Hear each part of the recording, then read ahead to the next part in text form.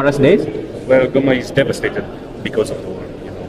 Because Because of all this happening, the war and between the Rwandan and the Congolese. as you go back home, what could be your message to your colleagues in Goma, people who have been working together last year?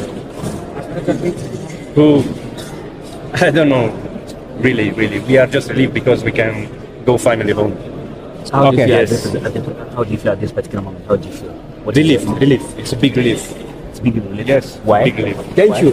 Big relief. Well, everything is. The Rwandan were very hospitable with us, so they took our under their protection. So it's a big step now for us. So what did you saw on the roadside when you were coming? What did you see? How was the situation there? Right now it's bad. It's a little bit bad.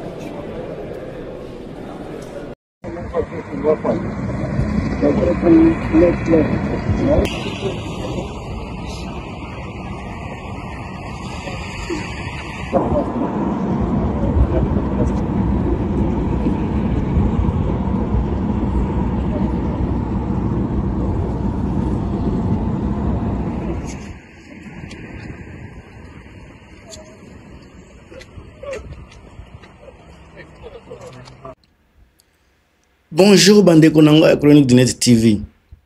Aujourd'hui, nous allons décortiquer un fait qui change la donne de la RDC. La donne na Kachamboka na biso. Comment alors le M23, à l'espace de quelques mois, s'est imposé comme l'acteur incontournable dans l'Est du Congo? Je vais parler de territorialité, territoire conquis, logistique politique, et surtout de l'effet stratégique de leurs nouvelles capacités défensives. Alors, sans entrer dans la technique, les techniques qui ont réduit la marge de manœuvre de leurs adversaires, dans cette vidéo, je vous montre pourquoi la population locale, les routes économiques et certaines élites régionales ont commencé à voir le M23 non plus comme une simple rébellion, mais comme un pouvoir de fait. Et c'est que cela signifie pour l'avenir politique et humanitaire de la région. Restez jusqu'à la fin, je vous donnerai 3 éléments clés expliquant pourquoi aujourd'hui beaucoup d'analystes parlent d'un changement de paradigme dans l'Est du Congo. Alors c'est parti. Avant Nakota Nakati, encore une fois, merci. Nabino tout balandia chronique du Net TV. Na yebi ke boza ebele bozo zelana jeté ba fleur na ba kombo nabino, mais en tout cas comme le temps c'est de l'argent, je vais juste à passer donner peut-être bambote na 4 personnes na okuta liboso nazana Gaëtan Mbuluku Guilin. Merci na soutien na yo. En tout cas tozana Licie Kwanda, Frank Ngoi, tozana Koko Ngoi, Amisi Chikand Chindi na niveau ya Kolwezi, nazana na Nest Pangoi exactement, tozana bandeko Ali Moulenga Rajabu, Pierre Konde, merci na soutien na bino, ba Eric Musau na niveau na nani Pierre Okende na niveau ya Londres, merci na soutien na yo, Eric Musau, Masumba Ndouwa John, merci encore une fois na ba soutien na bino. Na ebite soki na ko continuer ndenge nini Delphin Mazeze, merci encore une fois que vous allez na Chronique du Net TV. Encore une fois, bo sanate ko tia ba partage na bino, ba commentaire na bino, ba j'aime et ko sala ngai bien, surtout na ndenge tozo tambola bien, tozo kende bien avec ba analyse oyo eza komema biso na nzela ya bien. Alors toko na détail ya nini ya émission na biso, soit ya vidéo na biso ya lelo.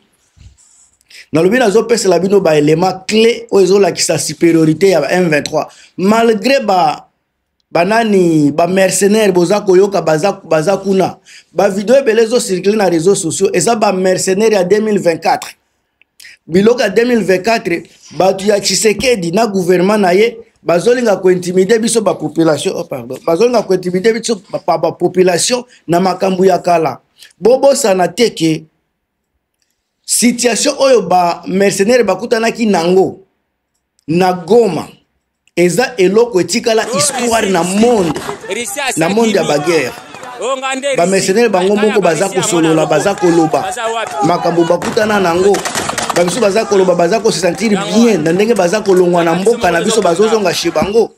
Alors nini nde ekobangisa lelo M23 soki babeta déjà ba mercenaire ya makasi kutu o bafuta mambongo ebele babetama bazalaki mindele ba noir te. Yango na chaque vidéo naza ko signaler na bino ke ba mercenaire ya solo oyo tozana bango na Congo eza ba mercenaire ba M23 bango baza formé avec une formation digne ya kobenga ba mercenaire. Ba M23 baza capable okende kobundisa banini ba biloko bobenga ka ba djihadiste na ba Sahel kuna baza capable okende pe ko gagner bitumba. Naza koloba makambu naza avec précision parce que je comprends ba makambu ndenge za kotambola ya guerre le mikolo. Alors contexte na guerre ya ba matériel oza ko lakisa ba avantage ya ba matière est capturé par ba M23 bobo sana yango te. Depuis offensive na bango depuis janvier ti mois ya juillet oyo moi uti koleka ou eza na septembre depuis janvier ti septembre 8 mois. So na tie bandela janvier ti suka ya septembre kozala 9 mois ba réalisation ya gain territoriaux eza tellement important. Tozolo ba prise ya ba ville ezala Goma, Bukavu, ba Kamanyola, ba Panzi, ba nini mboko, ba nini Banzibira, ba mboka wana nyoso eza ba point stratégique. Eza gain ti lelo batikala jamais kozonga sima. Baza ko gagner ba terrain. Soki makambu ya négociation de wana Washington ezalaka te nde lelo na ebite soki baza déjà na kini. Alors est saisi d'équipement quand il conquit des positions baza ko saisir pe ba équipement na ba militaire baza ko kota chez bango baza ko oleme baza ko kitisa manduki bango moko. Alors ce type de capture renforce une force rebelle en matériel et à logistique sans dépendre exclusivement d'importation. Ndenge baza ko gagner ba terrain ba M23 baza kutu na posa okende kosomba ka ba munition te parce que baza ko gagner na terrain puis baza ko récupérer ba munition. Bozomona munition baza nango eza belé makasi du baza obligé ko recruter baza na somo na ba munition te parce que ezalaki na Goma na ba Bukavu na baza ko zuazwa na ba Panzi ba place belé ezokota kaka na compte ya M23. Mutu aza ko bungisa, mutu aza ko perdre, eza Tshisekedi aza ko perdre côté ba homme, côté ba militaire, côté ba munition, côté territoire. M23 baza ko poussa bango à chaque fois bitumbezo zala baza ko tindika bango sima. Alors tant que tozolobela force na bango, tobo sana pe soutien externe te malgré baza ko zwa ba munition ya Tshisekedi baza ko récupérer ango mais soutien externe na bango na ba allégation de commandement na ba contrôle. Par rapport d'experts et des enquêtes internationales, baza ko affirmer que le Rwanda a exercé influence moko ya makasi, selon certains, un contrôle opérationnel sur M23, ce qui augmente les ressources automatiquement, ba formation, na ba coordination dont les mouvements disposent. Cette maternité politique régionale, donc loko bazo sala eza maternité ba makambu, baza na force ya Rwanda, Uganda, ya bango moko coordination ba biloko wana eza donc eza neti maternité baza na biloko baza nango posa biloko wana eza kopesa bango légitimité na soutien logistique ya makasi eza batu naza koloba bilobela te bokene na Reuters bakoloba yango bako déterminer et puis bako renforcer makambo naza koloba awa. Ça c'est M23. Alors, capacité à limiter l'action aérienne adverse. Toloba la skaba effet stratégique sans détail technique. Na kolobela ba détail technique était parce que il faut qu'on protège makambo mususu. Présence de défense aérienne sur certaines lignes a un effet stratégique majeur. Cette défense restreint l'utilisation visible et spectaculaire des frappes aériennes par l'armée gouvernementale de Tshisekedi et change la perception publique de l'invisibilité de l'adversaire. Tant que Tshisekedi a bombardé FARDC, au lieu de bombarder M23, a bombardé FARDC. Au lieu de bombarder M23, a bombardé la population. Alors, bazoloba, yo ozomona batute, ozomona donc M23 baza invisible. Invisible. Et ça facteur moko psychologique et pratique qui complique les contre-attaques yaba biloko ba soko iwana. Bozomona nazolobela makambo technique yaba deta ba technique était nazoloba kaka makambo likolo ba méthode de neutralisation kaka bikolo likolo. Mais ce qui na koti na détail, Tshisekedi akolukanga. Ce qui na koti na détail, encore bazolo kisanga partout, bako trakenga, mais na tikali kaka na ndenge ya likolo.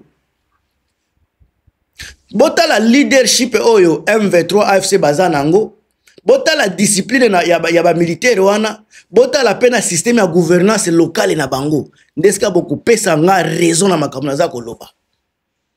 Ba reportage ça ko montrer qu'après la prise de certains territoires, dans chaque territoire, M23 bazako exercer ba forme ya gouvernance locale et à l'administration, et à la contrôle des points économiques. Cela peut accroître la perception d'un ordre, et ça déjà ordre local et retenir la population. Oh, yango sikande zako créer complication, il y a reprise par l'État. Ce qui M23 bazala kakotia désordre ba place bazako zoa. Désordre za la administration ezate, contrôle ba point économique ezate.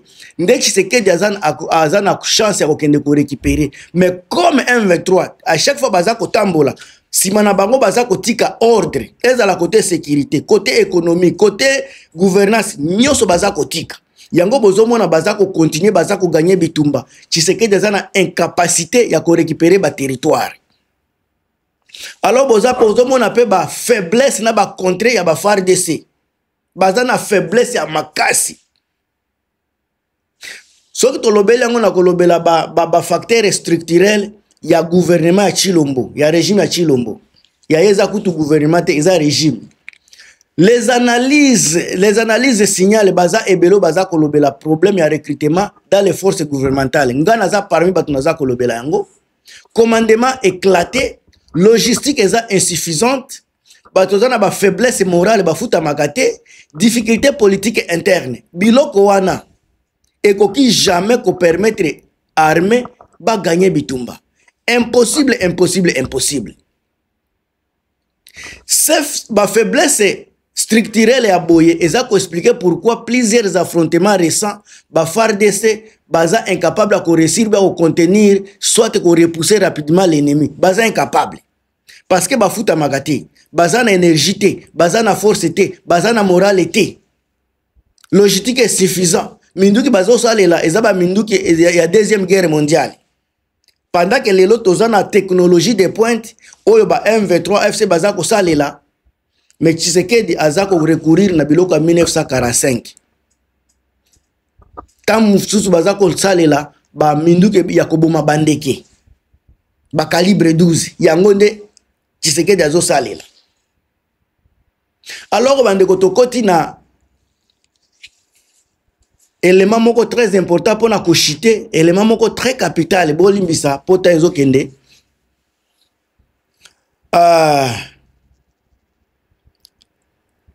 Soki lelo M23 baza supérieur sur tous les plans, plan logistique, plan organisationnel, plan administratif, na fro baza makasi, c'est parce que baza ka de loko moko, baza na vision, baza na objectif, baza na plan. Baza na vision ya ko gagner guerre, baza na plan ya ko kende na bitumba, baza na ba objectif yango na pon objectif na bango ezala bien, ezala clair, ezala maintenir, ba militaire na bango baza bien préparé, baza bien soigné, baza bien protégé, baza bien formé. Bandeko nandimite ke chiko donc basoko ya Tshisekedi ezali susu na effet. Boyoka kango pona 3 jours, depuis 3 jours bozoyoka ngo lisusu te. Pourquoi? parce que ekomi tangu ya kozongisa okende kobeta ennemi na source. Awa Kisangani Kalemi Kindu na Uvira bozala prêt à tout moment bokoyoka kaka na sango. Ngam tunabino Gilmas, bo partager, bo commenter.